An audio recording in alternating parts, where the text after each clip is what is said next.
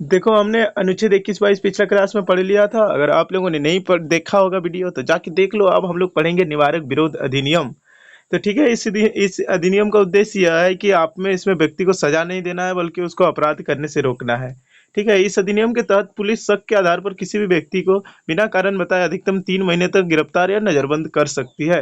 ये निवारक विरोध जो अधिनियम है, ये किसी को मतलब क्या बोलेंगे, किसी को अपराध करने से रोकने के लिए ये अधिनियम लगाया जाता है। अगर कोई सनकी है या फिर थोड़ा क्रिमिनल माइंडेड है, अगर चाहता ही है वो अपराध करना, तो उसे रोकने के लिए ये अधिनियम लगाया जाता है। जैसे कि और इस कानून के तहत आपको 3 महीने तक जेल में या फिर मतलब क्या बोलेंगे, जेल में रख सकती है सरकार, या फिर नजरबंद या फिर गिरफ्तार 3 महीने तक कर सकती है। ठीक है, अब देखो नजरबंद का बात आई गया है तो थोड़ा नजरबंद भी देख ही लेते हैं क्या होता है। देखो, किसी व्यक्ति को जब समाज से मिलने नहीं दिया जाता है तो उसे नजरबंद कहते हैं। जैसे आपको समाज से, परिवार से, आपके गांव वालों से मिलने नहीं दिया जाएगा, उसी को नजरबंद कहते हैं। समाज मतलब आपके जो आसपास के लोग, आपके जो और के लोग होते हैं, उन लोग से मिलने नहीं दिया जाता है, उसको नजरबंद करते हैं। जो नजरबंद होटल, आवास या जेल कहीं पर भी हो सकता है। नजरबंद जो चीज है, ये जो है वो कहीं पर भी आपको करा जा सकता है। ठीक है, और देखो आप पढ़ेंगे भारत में प्रमुख निवारक विरोध अधिनियम। जो भारत में जो निवारक विरोध विरोध अधिनियम जो लाए गए थे प्रमुख, उनके बारे में हम लोग पढ़ेंगे। देखो सबसे पहले तो भारत का पहला 1950 में एक लाया गया, उन्हें जो निवारक विरोध है, जो 31 दिसंबर 1972 में इसे समाप्त कर दिया गया। क्योंकि 1950 में सबसे पहले निवारक विरोध अधिनियम भारत में आया था। ठीक है, सबसे पहले भारत में निवारक विरोध अधिनियम कब लागू किया गया, तो वो है 1950। ठीक है, और इसको कब समाप्त किया गया, 31 दिसंबर 1972। क्योंकि यह अधिक शायद से सफल कारगर नहीं हुआ होगा, इसीलिए इसको 1972 में समाप्त कर दिया गया। अब देखो मीसा, मीसा या MISA कुछ भी बोल सकते हैं, maintenance of internal security act. ठीक है, मीसा, इसे 1971 में लगाया गया। जो ये था पहले जो आया था 1950 वाला, उसको 1972 में समाप्त किया गया, लेकिन इससे पहले 1971 में लगाया लाया गया। किंतु इसका सर्वाधिक दुरुपयोग होने लगा मीसा का।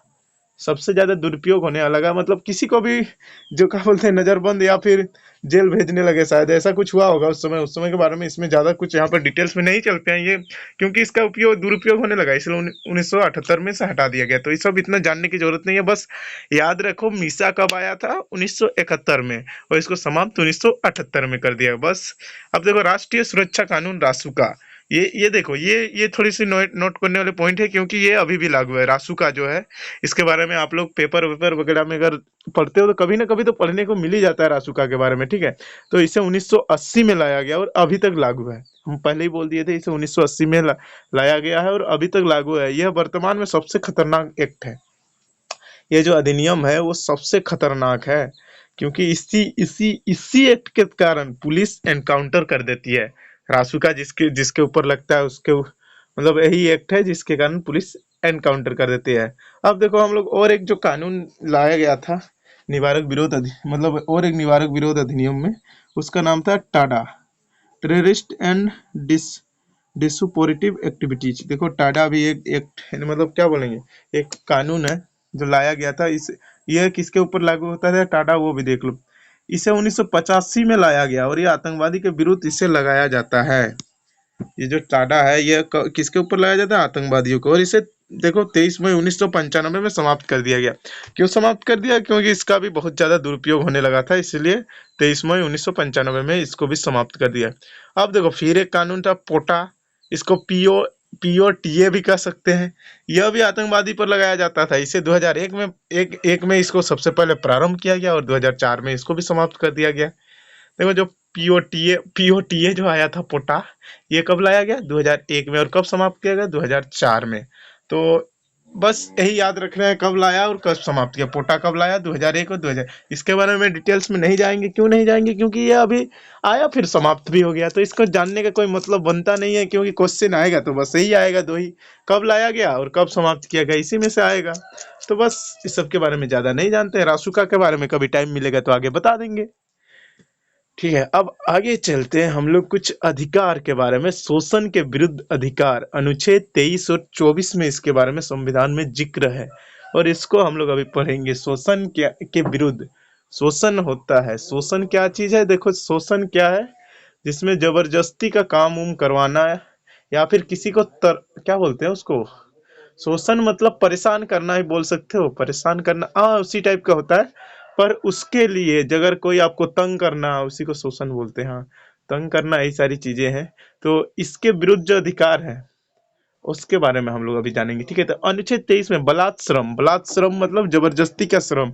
आपको जब, अगर आपका शरीर साथ नहीं दे रहा, आपको बुखार हुआ है, आप बीमार है, आप या फिर आपको काम करने का मन नहीं है, लेकिन आप जबरदस्ती का अगर काम करवाता है कोई, तो उसके लिए भी आपको प्रोटेक्ट करने के लिए कुछ कानून तो चाहिए ना, सरकार या फिर कानून, कुछ तो आपको कोई बचाने वाला चाहिए ना। मान लिया आप अभी उठ भी नहीं सकते और आपका मालिक है अब, और जाना ही पड़ेगा तुमको, नहीं तो चप्पल चप्पल बैठाऊंगा। तो इससे बचाने के लिए भी कोई एक्ट तो चाहिए ना। इसीलिए अनुच्छेद 23 में आपको प्रोटेक्ट करने के लिए एक एक्ट लाया गया है। तथा बेरोजगारी, देखो बेरोजगारी में भी, बेरोजगारी, बेरोजगारी का मतलब होता है बिना वेतन का पैसा, आपको पैसा मतलब सॉरी बिना वेतन का काम, यार हम भूल जा रहे हैं पढ़ाते में। आपको काम तो पूरा दबा के करना पड़ेगा, लेकिन आपको पैसा ठेंगा मिलेगा। तो इसी को रोक लगाया गया। और किंतु राष्ट्रीय सुरक्षा के मुद्दे पर बलात् श्रम या बेगारी कराया जा सकता है। देखो अनुच्छेद 23 यही मतलब इसी के लिए अनुच्छेद 23 लाए। अनुच्छेद 23 में यही मतलब अनुच्छेद 6, अरे यार, अनुच्छेद 23 संविधान का यही कहता है कि आपको कोई जबरदस्ती श्रम नहीं करा सकता, सिंपल तो शब्दों में समझो, और बेरोजगारी भी नहीं करा सकता। बेरोजगारी कैसा बेरोजगारी, मतलब बिना वेतन का कोई काम नहीं करा सकता, ठीक है। ये हमारा अनुच्छेद 23 कहता है, ठीक है। और अगर थोड़ा सा इसमें फोल्ड, किंतु मतलब फोल्ड नहीं किंतु परंतु जोड़ा गया है। अगर देश सुरक्षा की बात होगी, कहीं पर अगर मजबूरी होगी, देश को आपकी जरूरत होगी, तो वहां पर आपको करना होगा, क्योंकि वहां पर अगर आपको पैसा भी नहीं देता है, फिर भी कभी आपातकालीन स्थिति में आपको करना होगा। देखो अनुच्छेद 23 का तो बात हो गया, अब हम लोग अनुच्छेद 24 में चलते हैं। 24 में देखो, 24 में सेम चीज है, 24 वर्ष से कम उम्र के बच्चे को खतरनाक काम में नहीं लगाया जा सकता। ये हमारा कौन कहता है, अनुच्छेद 24 कहता है। तो देखो भाई साहब, इसमें तो मैं एग्री करता हूँ, और क्या है लिखा है तो करना ही पड़ेगा, लेकिन आजकल ये नहीं होता है। बहुत सारे बच्चे 24 क्या 16 साल से ही काम कर रहे हैं, वो भी खतरनाक खतरनाक काम। क्या करेंगे, बेरोजगारी, बेरोजगारी नहीं मजबूरी है भाई, क्या करें, पेट भी तो चलाना रहता है, इसीलिए तो ये हमारा संविधान कहता है, तो इसको हमको मानना ही पड़ेगा। मानना ही पड़ेगा, क्या मानना होता है, पर कहीं कहीं कराते हैं लोग, तो उसके ऊपर केस भी हो सकता है। पर आगे चलते हैं हम लोग। धार्मिक स्वतंत्रता का अधिकार, अनुच्छेद 25 से 28 तक।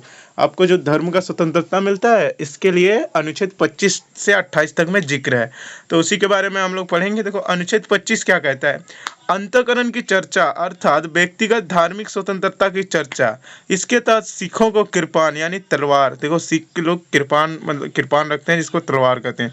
मुस्लिमों को दाढ़ी और हिंदुओं को टिक्की लगा रखने की स्वतंत्रता है, ठीक है। टिक्की मतलब चूंदी ठो को बोलते हैं, ठीक है। हाँ, तो अगर धोखा मत खा जाना, टिक्की मतलब वही होता है, शायद मेरे को लग रहा है चूंदी जो रखते नहीं है पीछे बड़ा सा पंडित लोग, तो वही चीज़ है, ठीक है। तो जो हमारा अनुच्छेद 25 है, इसमें आप किसी भी धर्म की चर्चा कहीं पर भी कर सकते हो, बिना किसी दूसरे को डिस्टर्ब किए, किसी को भी बता सकते हो अपने धर्म के बारे में। ये स्वतंत्रता हम लोग को अनुच्छेद 25 देता है। जो आपका पर्सनल धर्म है, व्यक्तिगत धर्म है, वो उसकी आप चर्चा कर सकते हो, लोगों को अपने धर्म के बारे में बता सकते हो।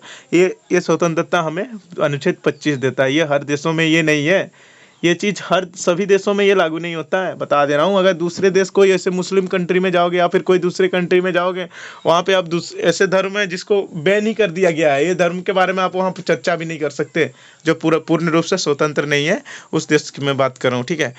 और देखो जो हमारी जो अनुच्छेद 25 है, इसमें अपने धर्म के आधार पर कुछ रीति रिवाज है वो आप कर सकते हो। जैसे सिख को अपने तलवार या फिर छोटा सा रखते हैं, तलवार जैसा ही, ऊपर बड़ा वाला तलवार नहीं रखते। मैंने देखा है, उसको क्या बोलते हैं, रुको नाम आ रहा है और जा रहा है, गोरखा लोग गोरखा सिख, ये लोग अलग अलग सबका रहता है। तो मुस्लिमों को दाढ़ी, अब मुस्लिम है तो आप दाढ़ी रख सकते हो। बहुत सारे देश है जहाँ पे आप दाढ़ी नहीं रख सकते, चाइना में भी शायद है ऐसा, आप दाढ़ी नहीं रख सकते, ऐसा सीन है। और फिर उसके बाद हिंदुओं को टिक्की जो चूंदी है वो हिंदू लोग वो रख सकते हो। ये स्वतंत्रता अनुच्छेद 25 हमें देता है, ठीक है। अब देखो बात करते हैं अनुच्छेद 26 की। अनुच्छेद 26, इसमें सामूहिक धर्म स्वतंत्रता है। इसमें आप सामूहिक धर्म, इसके तहत जग हवन सड़क पर नमाज पढ़ने की अनुमति है।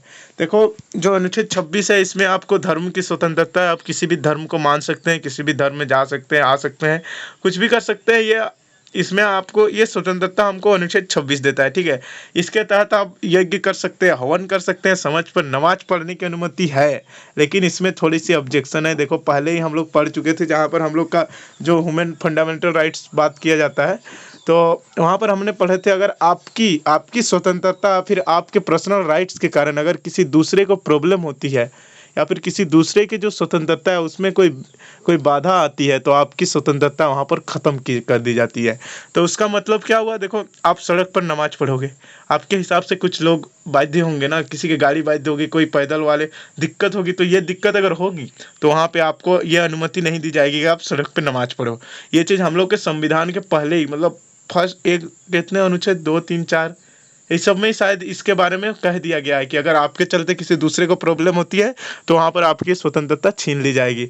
इसीलिए सड़क पर नमाज पढ़ने की अनुमति है, पर खाली सड़क पर, ठीक है। अगर वहाँ से आना जाना करते हो, यानी ऐसा नहीं कि आप लोग हाँ भाई हमें तो अनुमति है, हम तो नेशनल हाईवे में बैठेंगे, वैसे ही कोई ड्राइवर आएगा फुटपाथ वाला उड़ा के लेके चल जाएगा। अगर ज़्यादा भीड़ रहेगी तो फिर ठीक है, फिर भी नहीं करना चाहिए, क्योंकि सड़क में करोगे भाई दूसरे को भी तकलीफ होगी, ये भी तो देखना है। इसीलिए तो सड़क पे नमाज है, पर खाली सड़क पे, ठीक है। तो आगे चलते हैं। धार्मिक कार्यों के लिए रखा धन पर टैक्स नहीं लगता। अनुच्छेद 27 जो हमारे कहता है, जिस धार्मिक सामूहिक कार्य के लिए जो धन रखा हुआ होता है, जैसे कि दान पेटी वगैरह में होता है, या फिर कहीं पर भी होता है, कोई दान वान करता है, कुछ भी कोई देता है, तो उस सब में कोई टैक्स नहीं लगेगा। जैसे चंदा किया हुआ पैसा, धार्मिक कार्यों के लिए जो भी चीज़ आता है, धन धन तो क्या पैसा ही होगा, हाँ पैसा चावल वाल जो भी होता है, वो सब चीज़ के लिए आपको टैक्स नहीं लगेगा। ये हमारा अनुच्छेद 27 कहता है, ठीक है। अब अनुच्छेद 28, सरकारी धन से चल रहे संस्थानों पर धार्मिक शिक्षा नहीं दी जा सकती, ठीक है। देखो, सरकारी धन पर अगर चल रहा है कोई भी संस्थान, तो उसमें आप धार्मिक शिक्षा नहीं दे सकते। अगर स्कूल भी देखो, स्कूल में देती कहीं कहीं देते हैं धार्मिक शिक्षा, लेकिन वो सरकारी नहीं होता है, प्राइवेट स्कूल में होगा, या फिर क्रिश्चियन स्कूल हो गया तो वहाँ पर थोड़ा बहुत बाइबल के बारे में बताया जाएगा आपको। संडे को बाइबल वो होगा, क्या बोलते हैं चर्च में, गिरजा क्या बोलते हैं उसको, हाँ कुछ भी होता है, संडे को जो भी होता है चर्च जाते हैं लोग, वो होगा। वो सारे स्कूल्स में भी होते हैं।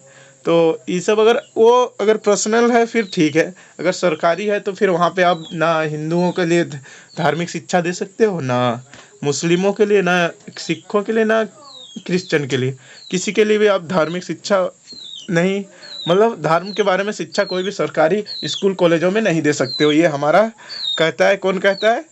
अनुच्छेद 28। अगर वो सरकारी स्कूल है तो सरकार, मतलब जो सरकार के पैसा से चल रहा है, तो देखो। और थोड़ा सा यहाँ पर नोट करने की बात है या फिर याद करने की बात है। बहुत लोग कहते हैं कि स्कूल्स वगैरह में, सरकारी स्कूल में संस्कृत पढ़ाई होता है, फिर उर्दू पढ़ाई होता है, तो बता दें कि ये कोई धर्म नहीं है, संस्कृत एक धर्म नहीं है। तो बहुत लोग जानते नहीं है, क्योंकि संस्कृत में अधिकतर हिंदू धर्म के बारे में बताया गया है, और बताया क्या गया उसके उसी की चर्चा होती है। संस्कृत एक पुरानी भाषा है, तो वहाँ पे गीता वगैरह या फिर कुछ वैसे ही चैप्टर्स होते हैं। तो ये सारी चीज़ें हैं, पर ये धर्म नहीं है, संस्कृत एक भाषा है। और उर्दू भी कोई धर्म नहीं है, वहाँ पे भी थोड़ा वही उर्दू, मतलब मुसलमानों के बारे में शायद मैंने पढ़ा नहीं, मेरे को पढ़ना भी नहीं आता है, तो वहाँ पे की होगी या फिर हुई होगी। तो बहुत लोग मानते हैं उर्दू मुसलमानों की भाषा है, तो जो भी है, पर धर्म तो नहीं है ना। इसीलिए उर्दू पढ़ा सकते हो आप लोग, और संस्कृत भी पढ़ा सकते हैं स्कूलों में, सरकारी स्कूल हो चाहे प्राइवेट स्कूल में होता भी है, ठीक है। तो वही थोड़ी सी डिफरेंट बता दिया मैं, संस्कृत कोई धर्म नहीं है, उर्दू भी कोई धर्म नहीं है, ठीक है। अब देखो, बात करते हैं हम लोग, जो अगला पॉइंट्स हमारा है, संस्कृति एवं शिक्षा संबंधित अधिकार जो अल्पसंख्यक। देखो, जो संस्कृति और शिक्षा के संबंधित जो अधिकार है, वो अनुच्छेद 29 और 30 में जिसके बारे में बात करेंगे, ठीक है। देखो, अनुच्छेद 29 में हम लोग अल्पसंख्यकों के हितों का संरक्षण,